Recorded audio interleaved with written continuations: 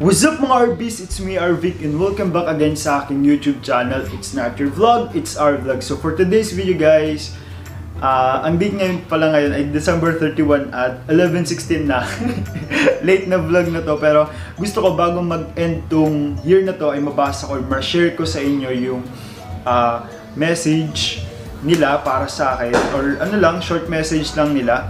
Although nabasa ko na po sila lahat, pero pumili lang po ako ng ilan na i-share ko sa inyo kasi yung iba naman ay halos same message lang po yung content ng same content lang yung message nila. Pero ayun, gusto kong i-share sa inyo guys. And without further ado guys, let's go.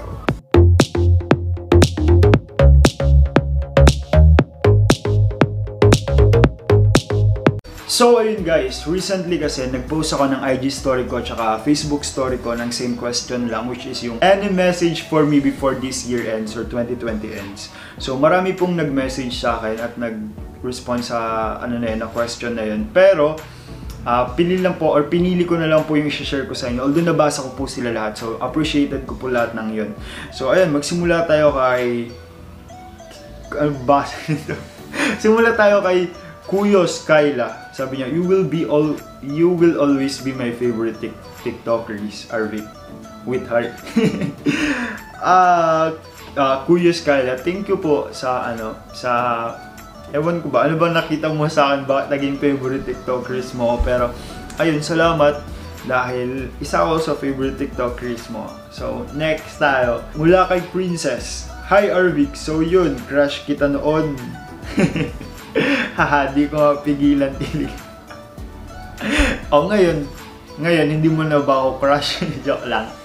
So next tayo kay Yasmael _07. Stay humble kuya, I love you, ingat lagi mo. Thank you po. Ayun, hindi ako magsasawa maging humble at hindi din ako magsasawa na mahalin kayo. Ay. So ayun, salamat Yasmael. At next, EJ Corpus, sana makita kita sa Robinson Tugigaraw. Baka naman Lods. Oh sure, wala namang problema dahil sa Cagayan naman ako nag-aaral at malapit lang naman ako sa Robinson. At hindi naman ako snob na tao eh. Basta kapag kilala nyo ako, kung nahihiya kayo, i-chat nyo na lang ako tapos sabihin nyo sa akin. Ako yung gantong damit, so ako na lang lalapit sa inyo, ganun. Kung basta mabait naman po ako sa personal, huwag na lang po kayong mahiya. Ito, madami-dami to eh. Mula kay It's Me Diana. Sorry kung Diane ba? Kung mahaba kasi yung niya eh. Sabi niya, ingat ka lagi kuya and stay healthy. Alagaan mo sarili mo, huwag mong pababayaan. Kulang pa yun. May hirit pa eh. Kulang pa yun kuya. Pag malungkot, nandito lang kaming mga fans mo. Wag kang mahiya. Magsabi ka sa amin, sorry, paputol-putol ha, follow back kuya please. Sige, okay lang kahit paputol-putol, pero salamat din kasi nandyan kayo na handang makinig sa akin if may problema man ako at handa din, naranasan ko na din kasi yun yung parang pinagtatanggol ka ng mga supporters mo. So bilang nakakaranas ng gano'n, sobrang kakaiba po yung pakiramdam ng gano'n na may nagtatanggol sa'yo kahit hindi mo naman masyadong kilala personally, hindi mo naman masyadong kilala, pero ayun, maganda at masarap sa feeling. So salamat It's Me Diane sa pagsabi mo ng yun. Nandito lang kami mga fans mo. Ayun. Thank you so much. At ayun, salamat din sa pagsabi mo ng healthy, alagaan mo sarili mo. Yup, thank you for reminding me. And next message po tayo kay It's hindi ko na alam anong basa nito. Basta siya. Hi. Thank you for being my inspiration. Ayun, salamat. So halos lahat naman ng mga gustong maging, yun naman talaga yung goal na maging inspirasyon ka ng iba, maging magpakalat ka ng positive vibes kahit may problema, ganon. So salamat din, na-appreciate nyo yung ginagawa. Kahit hindi naman ka-appreciate, pero salamat po. Ayan. Next tayo, mula kay Joel Thomas. Sabi niya, "Hi kuya, gusto ko lang sabihin sa'yo na salamat sa time mo sa amin sa Arvic Fam. Tandaan mo, mahal na mahal kita." Siguro yun. Pero, ayun, thank you Joel. Si Joel ay nag-iisang matanda, joke. Sorry Joel, pero nag-iisa siyang sa GC ko. Tapos, ito college na to. So, kaming mga halos ito lagi tinutulog. Guys, sa mga klase ni Joel dyan, ako, lagot kayo. Mahilig talaga to. Kasi kami guys, sa GC namin, kung talagang hindi namin kaya, although sa GC ko, sa Arvic Fam, ay nagtutulungan talaga kami. Walang iba-iba sa amin. Kahit anong year ka, kahit grade school ka pa lang, mga high school, or college ka na, okay lang yan, basta alam nyo yung sagot. Joke lang. Pero basta ganun, nagtutulungan po kami doon kahit paperworks, schoolworks, or anything. Ayun. So, thank you so much, Joel, and to Arvic Fam. Hi. And next tayo.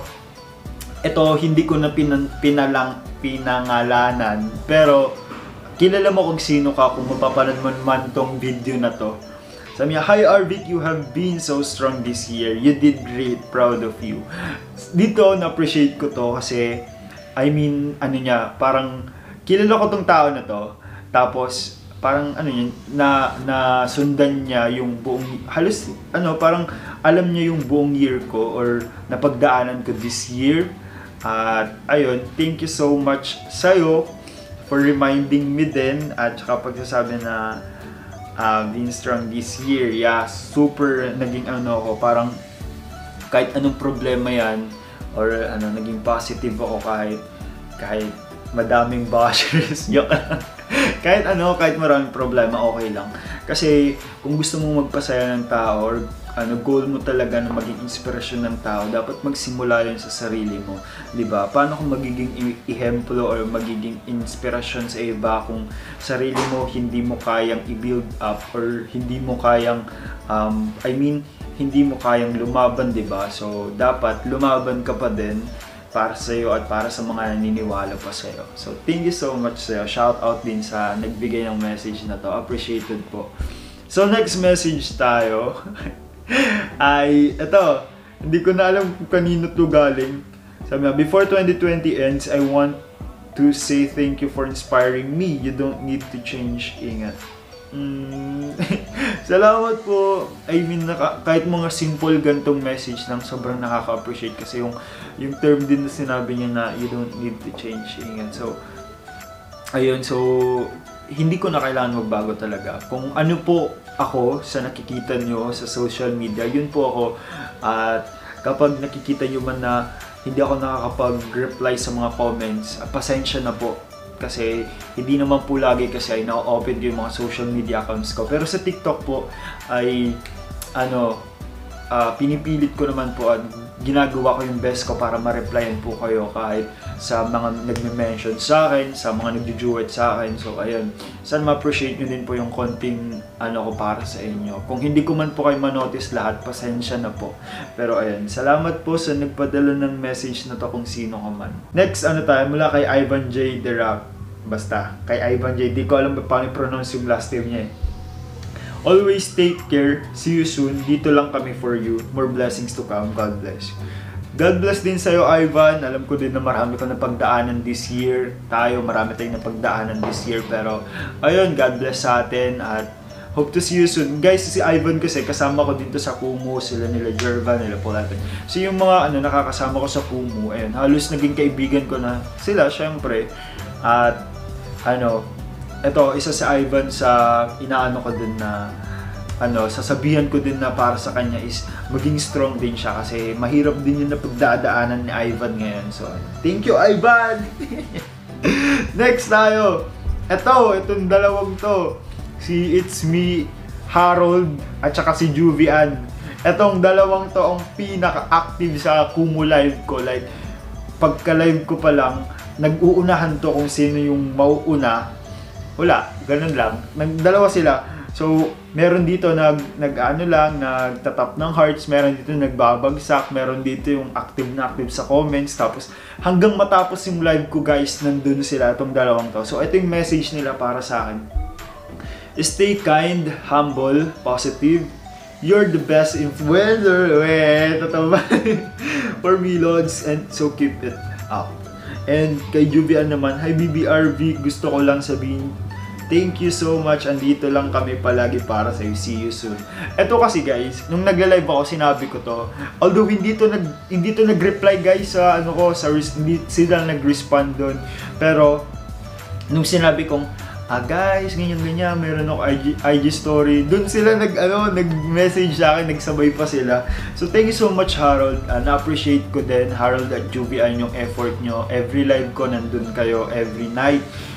Hindi pala every night. Pero ayun, salamat kasi nakikipagpuyatan kayo para sa akin sa mga nagbabagsak ng virtual gifts sa akin. So guys, follow nyo na din ako sa Kumu at It's Me Arvic din. So thank you. So next tayo mula kay It's Me Shasha 12. Sabi niya, hi kuya, hope to meet you soon. Thank you sa mga notice mo sa akin. I appreciated. God bless. Yeah. Ginagawa ko, tulad sabi ko, ginagawa ko lahat ng best ko para ma-notice kay lahat. So, pasensya po sa lahat na hindi ko man nare-replyan at nanonotice.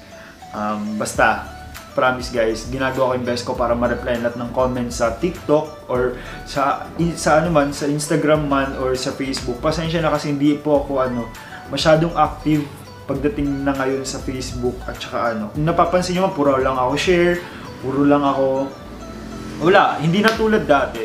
Ganun. So, ayan, pasensya na po. Next message po tayo ay kanina naman to galing. Hi po, lalakasan ko na loob ko. Haha, crush po kita. God bless po always. Crush niya daw, guys. Habol tayo sa 2021. Joke lang. So, ayun, thank you po sa pag-admire din po. At Paano ba other term yung crush? Admire. Ganun siguro. Pero thank you. Yeah, hope makilala kita. Nandito siya. Nandito ka sa next Pero paano ba to guys? Hindi ko na siya tatakpan. Ikaw pala to crush mo pala ako, Sofia. Nako, Sofia, lagot ka. So ito, inaswan ko na lang sila kasi madami. Mula kay Carlo Lopez, I love you, na sana i-follow back muna ako. Mula kay Angelica Diaz, stay cool and thank you for inspiring everyone on your TikTok videos, especially me. Yeah, thank you po Angel. And mula kay Christine Pearl, keep on making us happy, stay safe and God bless. Love you po. Pwede mag-request. Ano yung request? Tapos kay Melanie, sabi niya, Kuya, thank you for being a part of my 2020. Thank you for always making us happy, siguro yun. And kay Dries Melvin, continue to be an inspiration to everyone. Thank you for making us happy. Etong si Dries Melvin, lagi itong nagbabagsak sa akin. Isa din to sa active na viewers ko sa Kumu. Ayun, thank you Chris Melvin. So next tayo, ito galing na to sa Facebook guys. Mula kay Maxine, sabi niya, hi, sana maging happy ka sa buhay mo, always think positive. Sabi naman ni Ira, stay safe po and sana mas tumibay pang pananampalataya sa Amaga, bless you always. And sabi ni Essence, hi Chris, thank you kasi nakilala kita and see you soon. Ito si Essence, nakilala ko sa Kumu. Si Ira, I'm not familiar with Ira, pero thank you Ira sa pag-drop mo ng message sa akin at then sa pag-remind din po. Salamat. Kay Maxine naman, hi, sana maging happy ka sa buhay mo, always think positive. Yeah, always positive tayo para walang negative sa 2021 natin. Pero kung meron mang negative, mas pipili natin maging positive vibe lang po. So next po, ito kay Ate Jasmine Nicole, I love you always week. Andito lang si Ate, see you soon, support kami lahat sa'yo. Yeah, thank you Ate, I miss you too. Tagal-tagal na namin hindi nagkita ni Ate Nicole, pero ayan, I miss you to Ate Nicole. God bless you at mag-ingat po kayo palagi. Salamat po. At dito naman tayo kay Kate, I think last na to, hindi pa pala last. Kay Kate, sabi niya, K-Thrill, good luck po sa career nyo. I know magiging sikat na artist ka din someday. Advance Happy New Year. sana all sikat na artist. Pero alam nyo guys, madami nagbibigay ng opportunity, pero dahil nandito ako sa province, hindi ko maharap. Pero ayun, alam ko may oras naman ang lahat. So focus muna sa dapat unahin, sa dapat tutupagin. So ayun, darating din yung oras kung talagang pagiging artist or pagiging yung magiging ko in the future. Pero focus muna tayo sa kung anong mas importante. Tapos, I think ito yung last. Ay, hindi pa rin last, guys. Ito sabi ni Kimberly, "Hi Arvic, I'm from ito, ka-classic ko to. Actually, classmate kita. Just want to greet you happy and blessed New Year. Stay safe." Stay safe din po. President kasi ako, guys, sa ewan ko ba ba't ako naging president dun. Kaya, ayun. Pero thank you, Kimberly. Stay safe. Hope na, ibang section kasi sila so hindi ko sila nakakausap. Sa GC lang. So, ayun, naghalo-halo kami sa online class. So, ayun. Next tayo, ay wala na guys, last na pala yun. So, ayun. So, ayun guys, thank you so much sa lahat ng mga nag-message. Promise, nabasa ko po yung lahat ng yun. Tapos, mag-ingat po kayo at happy New Year po. Pasensya na po, hindi ako nakakapag-upload ng vlog ko, pero sisikapin ko po makapag-upload na po ng mga vlog ko po sa aking YouTube channel. So, I want to greet you guys ng Happy New Year. Stay safe everyone. Tapos, sana maging blessed po yung 2021 natin. At, ayan. Thank you guys. Paano ba? Bye-bye.